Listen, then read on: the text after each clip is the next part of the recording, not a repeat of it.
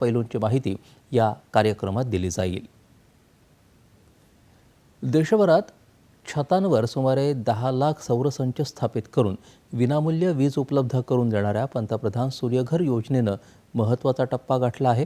पंतप्रधान नरेंद्र मोदी यांनी 13 फेब्रुवारी 2024ला सुरू केलेली ही परिवर्तनकारी योजना भारताच्या ऊर्जा क्षेत्रात वेगानं बदल घडवत आहे। प्रत्येक घरावरील सौरसंच 100 झाडांइतकं कार्बन उत्सर्जन कमी करतो। अनेक राज्यांमध्ये या योजनेच्या प्रगतीत उल्लेखनीय गती दिसून आली। विशेष म्हणजे चंदीगड तसंच दमण आणि दीवमध्ये सरकारी इमारतींच्या छतांवर सौरसंच लावण्याचं 100% उद्दिष्ट पूर्ण झालं आहे।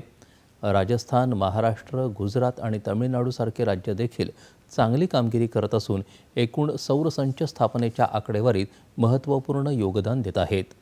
2026-27 पर्यंत 1 कोटी घरांच्या छतावर सौरसंच लावण्याचं उद्दिष्ट असलेल्या या योजनेची सुरळीत आणि वेळेत अंमलबजावणी सुनिश्चित करण्यासाठी सरकार सर्व राज्यांमधील प्रगतीवर सक्रियपणे लक्ष ठेवून आहे। राज्य सरकारच्या पहिल्या 100 दिवसात प्रधानमंत्री सूर्य